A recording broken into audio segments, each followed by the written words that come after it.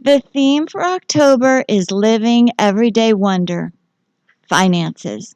The topic for today is Money, So They Say. Our first inspired reading today is from New Thought leader and author Joseph Murphy. God dwells in you, and this means the treasure house of infinite riches is within you and all around you. By learning the laws of mind, you can extract from that infinite storehouse within you everything you need in order to live gloriously, joyously, and abundantly. Next, from Phil Lout.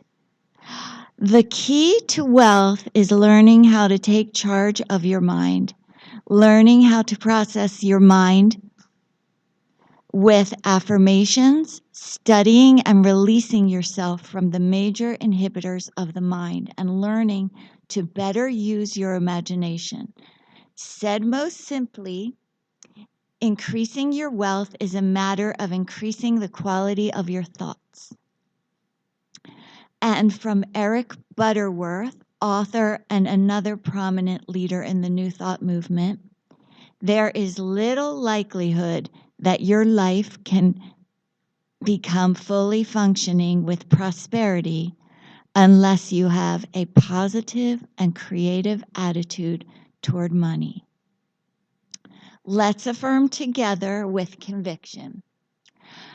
I free my mind to be an open conduit of good. Thank you. And now I'd like to bring back our demonstration of God's lavish and unfailing abundance, Reverend Kathleen.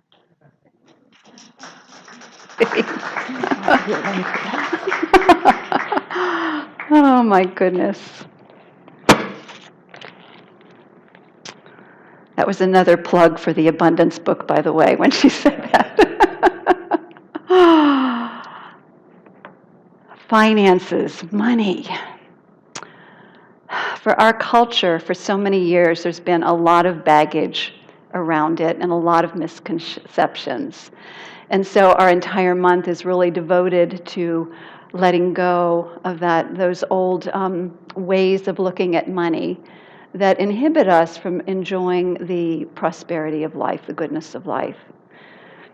And so today our focus is money, so they say, and so it's about all of the myths. We're only going to focus on 3 of them, but there are many myths about money, but we'll focus on 3 today. But in the meantime, I wanted to just say that finances are enhanced, our experience of finances and money are enhanced by a spiritual perspective. And so John Randolph Price has written this little book, but it's just packed with a lot of good information. And so it's a really easy read.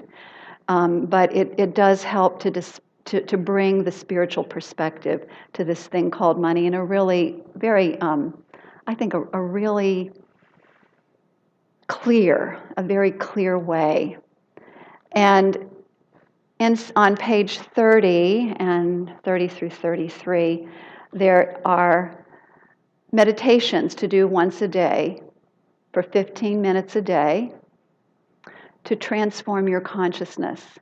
And instead of looking outside yourself for your good, to begin to learn that you're good, that you're all the good that you've ever been looking for. And that's not only money, but health, well-being, friendships, all of that comes from the source within. It's a real different paradigm from the way many of us have been raised, but it's a very important one to grasp and to live from. It's totally a life changer. So here's an example of the day one meditation. It goes like this: God is lavish, unfailing abundance, the rich, omnipresent substance of the universe. This all-providing source of infinite prosperity is individualized as me, actually as all of us, as me, the reality of me. Day 2 goes on to, I lift up my mind and my heart to be aware, to understand, and to know the divine presence I am is the source and substance of all my good. Because what we teach here is oneness, that the innermost God and the greatermost God is one God. We are individualizations. We are never separate from that infinite reservoir of all good. So as we begin and start with that premise, then we can look at all of the myths that we've been taught as we've been growing up. We can look at them with spiritual eyes and then begin to dismantle them and come from a place that really serves us much better as we move through our lives. Our board of trustees and many of our practitioners are already doing this 40-day process. There are actually 10 meditations, and you go through them on 4 cycles. I have done this many times, actually. I don't even know how many times I've done it. But I've used this before whenever I feel like I'm starting to buy into, what's going on in what we call race consciousness, conscious of the human race.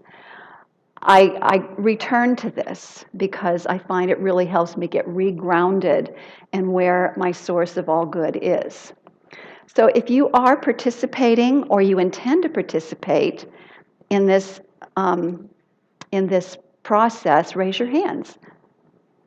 All right. Oh, look at that. That's awesome. So that's going to be transforming our community in really powerful ways. So thank you so much for participating. So October then is dedicated to looking at money with spiritual eyes as a symbol of the infinite flow of the all good that God is. And here's the thing, if we are a clear conduit, that the flow that is able to come through us, the flow of the divine, and show up as every good thing that we could imagine.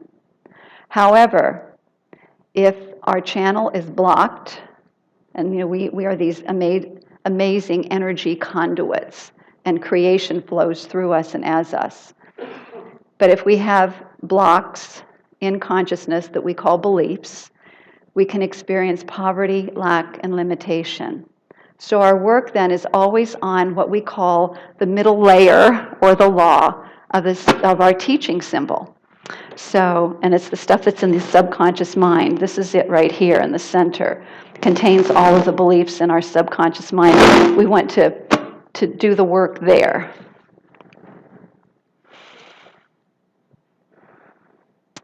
And so one of the things that happens sometimes is when people get into this teaching, they start doing all of the affirmations and so on, but don't address the false beliefs.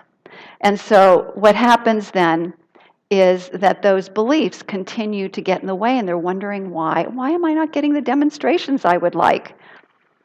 So here's the thing, is you can't pretend that the blocks are not there and hoping they will go. What's important is to bring it to the light.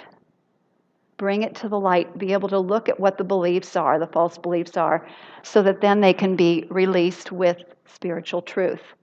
Louise Hay says, you can't clean your house if you can't see the dirt. Right? You can't clean your house if you can't see the dirt. So it's not about wallowing in the dirt, it's about noticing it's there and then taking care of it with spiritual truth. Statements of truth. That goes back to something in the Bible that says, know the truth and the... Right. That's what our spiritual mind treatments are. They are statements of knowing the truth so that we can be set free. So, it's Halloween season, right? So, what are the myths that haunt your house? The house of your mind, right? I have 3 that I'm going to be looking at today. Myth number 1, here's myth number 1, that great spiritual teachers are poor. And so what is the false belief? To be a good spiritual person, I must be poor. So let's dispel the first one. Jesus was not poor. And let me give you some examples. Remember that Mary and Joseph were trying to check into the inn. They wouldn't be trying to check into the inn if they had no money, right? I mean, think about it logically. They didn't have an alternative, so they found a manger. Second idea, this was in the book of Matthew. Jesus was in the house of Bethlehem where Mary lived when the Magi brought their gifts. In this story, he was not in the manger, he was in Mary's house. And the Magi brought gifts. The first one was what? Gold. It was gold. Again, gold is something of value, something that supports the flow of good in anybody's family. Also, Jesus had a bookkeeper. That means he had money to manage, right? He was supported by a whole group of wealthy women who saw to it that all of his needs were met, those people who were his followers. And he had a seamless robe. So there are lots of examples. In addition to that, nowhere in the Bible does it say that he was poor. There's a famous statement in the Bible that I think some people get confused about, and it's the one about it being hard for a rich man to enter the kingdom of heaven. Where is the kingdom of heaven? So what this is, remember, these teaching stories are basically saying if you are attached to money as your good, which you can be, that's any of us can be. It's not just somebody who's rich. But if you're attached to that and you think that's your source of good, then you are missing out on the truth, which is that there is only one source. That's the source of God, and that source can be found within us. The divine mind is within us as well as all around us. So Buddha was wealthy, rejecting both extreme wealth and extreme poverty. He chose the middle way. So he lived well, but it was the middle way. Muhammad was a wealthy trader married to a rich widow. Abraham, Jacob, Joseph, and Moses were all very well off. Spiritual teachers in the Bible, and Catherine Ponder and some of these others who teach prosperity have pointed this out to try to dispel this myth, that these great spiritual teachers were actually teaching principles of prosperity, how to live well, live the life more abundant on this plane. And why? So that we can give our gifts, so that we can fulfill our purpose for being here.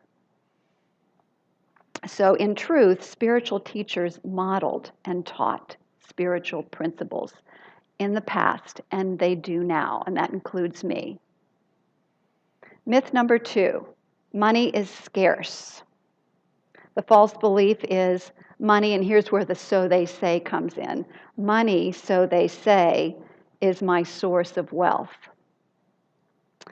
There was a student who came to her Science of Mind class in distress saying, I just lost $800. I was scammed. Her teacher asked her to suspend her belief of it being lost, and instead asked her, with the support of her fellow students as well, to affirm that nothing is lost in God. The source of infinite supply is within me. I now accept the inflow of $800 or more. So they all did their inner work together. In 2 days, someone who she had given up on paying her back deposited $1,000 in her PayPal account. So she not only had $800, she had $800 and more that came back into her life. This is just one of many examples of how the principles work, and again, a deep understanding of returning to spiritual truth. The infinite supply is within me. It's not out there somewhere. No one can truly take my good because it can be replaced as I go back and remember my source. So the experience of loss then comes when we believe that money is scarce, when we believe money is our source, and when we believe that things come from outside of us instead of from within us. So in truth, the way to look at money that seems to be flowing from outside us is see them as channels through which the infinite source of all good flows into, as, and through our lives. So the truth then is money is, and this is a John Randolph Price meditation for one of the days. I think it's day 8 or something. But it goes, money is not my supply. No person, place, or condition is my supply. So it's not those things outside of me. My awareness, knowledge, and understanding of the all-providing activity of the divine mind within me is my supply. I'm going to read that again. My awareness, knowledge, and understanding that the all-providing activity of the divine within me is my supply. My knowledge of this truth is unlimited, therefore, my supply is unlimited.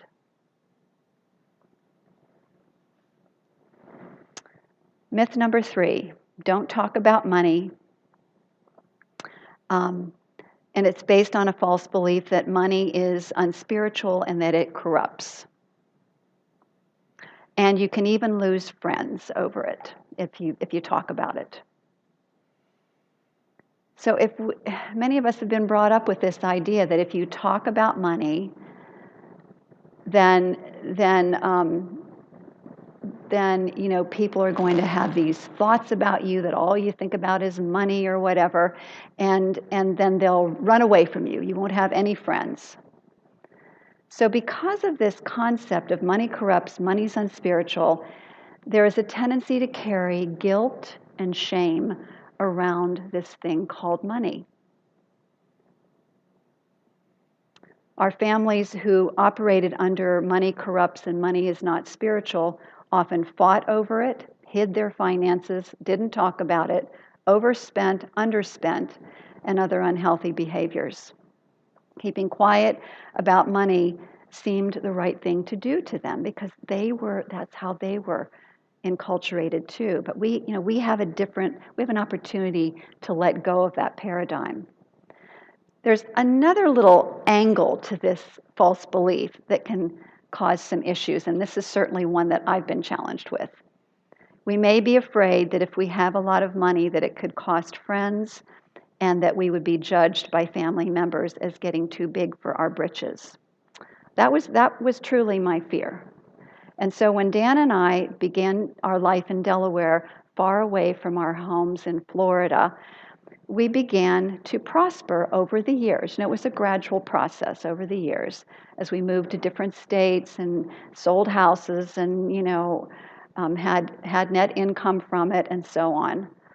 And then when I was introduced to Science of Mind in 1990, I was introduced to great spiritual teachers like Edwene Gaines. She actually came to our center.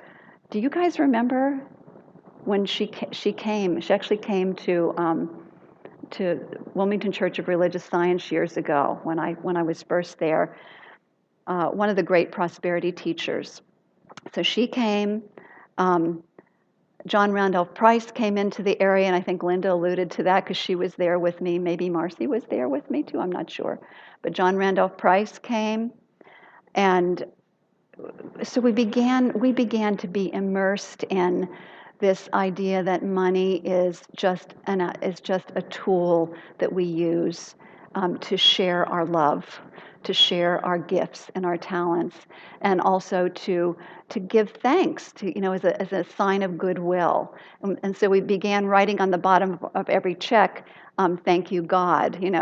Reminding us that it was the flow of the divine presence, the divine energy through our lives. It was a real game changer for me. And so I really worked at eliminating as many false beliefs as I could around money.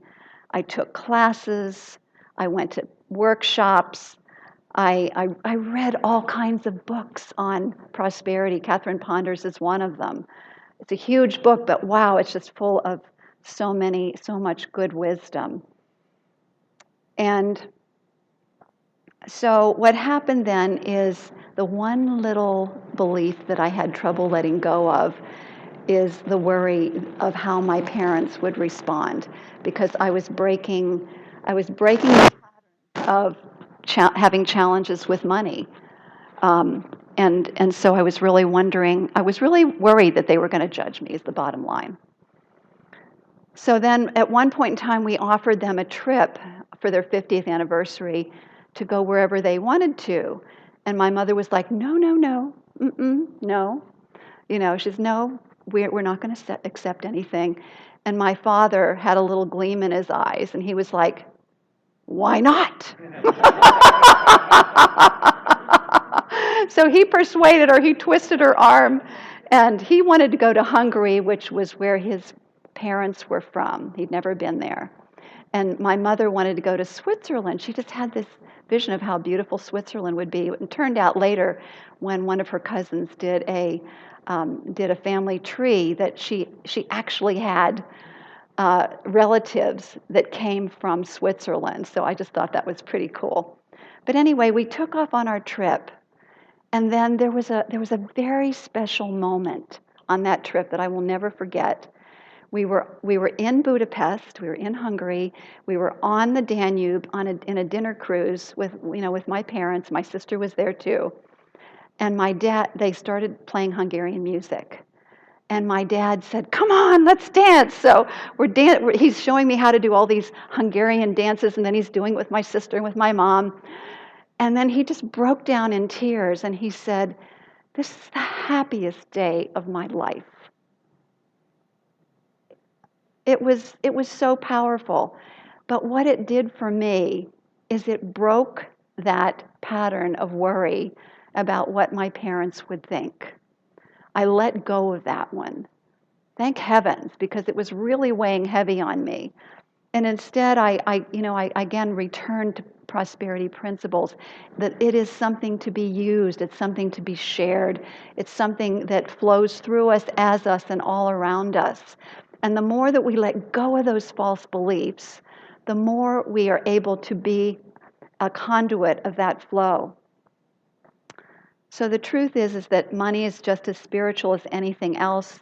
It's a symbol of God's abundant flow that we get to use for good purposes as acts of love. And if, as we expand in consciousness, we lose some friends, let's breathe. There will be more who will come into our lives. And that's one of the things that we have to look at and just know that may happen, but there will always be others who come into our lives that share our values. So I'd like to end today with a story, and I have Lucinda's permission for this. I wanted you to know that up front, because I asked her if she would share her story, because I think it's such a beautiful demonstration of how these principles work. So Lucinda, thank you for sharing your story. I'm not going to be telling the whole entire story that you wrote about, but just some of the key pieces. So here's the thing to know about Lucinda. Lucinda came to our center not too long after her husband had died. And she came with her oldest son, and I believe with Elijah at the time. Isaac was not around at that time. But she brought, and Amelia. She brought them. They came regularly. I remember her saying that her oldest son would say, this teaching is the real deal, right? He told you, this teaching is the real deal. And so they were engaged in the teaching. She took classes. This was 10 years ago, 2012, I'm thinking is when they came. She took classes, came to services, came to workshops, all the way through practitioner training, all the way through. And in the midst of all of this, she was the sole provider for her family. Right, Lucinda? Yeah, the sole provider for her family. And at the time, and so this is where I want to give a little background to it, is that despite many challenges over the years, Lucinda continues to move forward. And it doesn't mean that she hasn't grieved and she hasn't felt the loss. But it began in one of the major losses in her life was her two parents when she was in college. Both made their transition.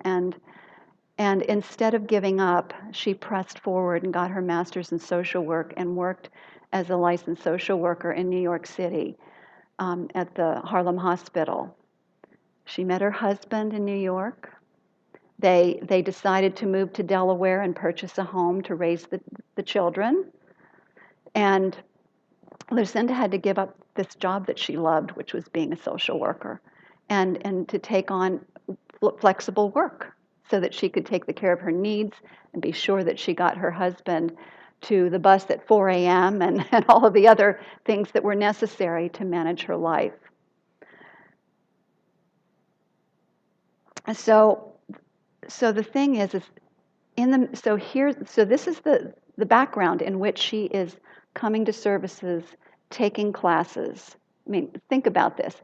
Raising a family on a private duty. I hope I get this right. A private duty home care worker, right?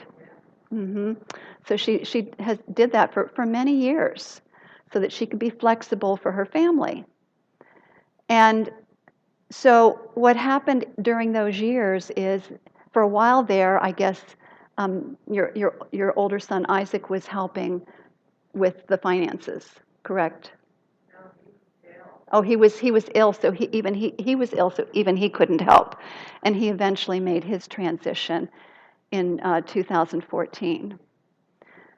And her sister had made her transition her only really emotional support in those early years because her husband was commuting back and forth to New York City. So a lot of challenges, a lot of loss of loved ones. And yet Lucinda kept moving forward. And she is really one of our role models of faith in this community, for sure. So then what kept emerging was that dream, right, Lucinda, that dream to return to social work. And it kept calling, and the call kept getting stronger and stronger and stronger. And so finally she started doing research again about 2 years ago to see what was required for her to be licensed in Delaware so she could be a social worker. Well, it required, how many hours? Is it 1,000 hours or? 3,200 hours.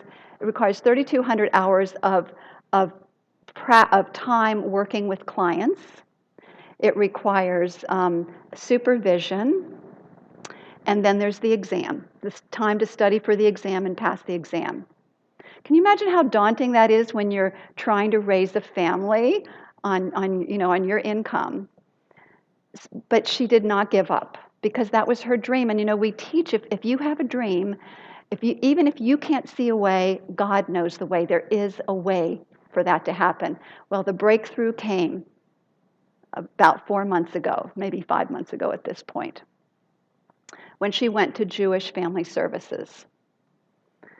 So she was guided there.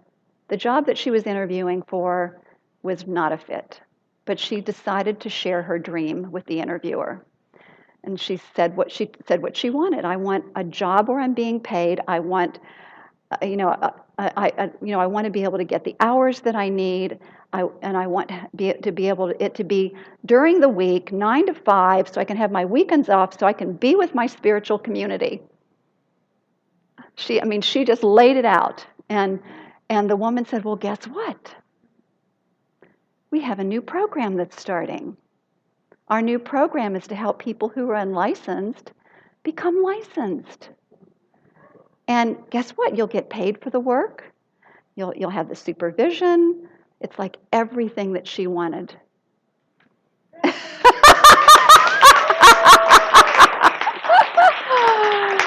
And you see that Lucinda is here, and she's been here the last several weeks because she started her job on October 3rd.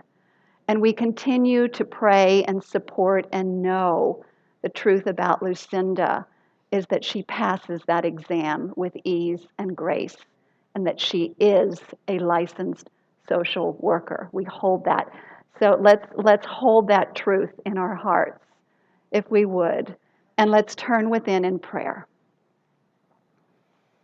So I give my thanks in knowing that in God all things are possible, that the kingdom of God is within each and every one of us, that our belief structure, our consciousness is absolutely important to that flow of the infinite supply of all good that God is. Let us know right here and right now that we can be free of all of those old myths and beliefs about money, letting it go once and for all, and standing in the truth and knowing that this symbol of God's abundance is welcome in our lives, that it is something that we can use for the greater good, for the support of our families, for the support of our dreams, for the support of all of the good that is going on in the world, and to support those who are having challenges. Let us know together that we are free once and for all of those myths and beliefs that block the channel of the infinite flow of the divine in, through, and as us. I give my thanks for the courage and the strength in this community to stand in the truth, to know the truth for each other, and to celebrate the ultimate source of reality, which is the God presence within and all around us. So with this truth in our hearts, I know that we go forth and prosper. I give my thanks for the manifestation of this word in all of our lives is prosperity of every kind, financial, career, health, well-being, everything that we could ever desire in order to fulfill our mission for being here on the planet. And so it is with great joy that I release this word to the omni-action of universal law. I let go, I let God, I trust in universal law, I trust in the inspiration of God and the guidance of God, and I lift up my heart and my mind with everyone here in this room to accept it with a powerful yes! And so it is. Amen. Thank you.